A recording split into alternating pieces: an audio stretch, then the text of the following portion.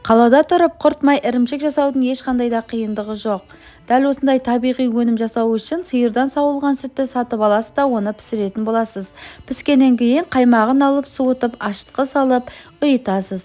Ұйығаннан кейін көбеге құйып пісетін боламыз. Бар жоғы 500 рет санап піссеңіз, біздің қатықтың бетіне май пайда болады. Дайын болған майды ыдысымызға салып алатын боламыз. Одан соң тұзды сумен айранын кетіріп жақсылап жуамыз. Мінекей достар, біздің майымыз дайын болды. Оны жақсылап жуып алдым.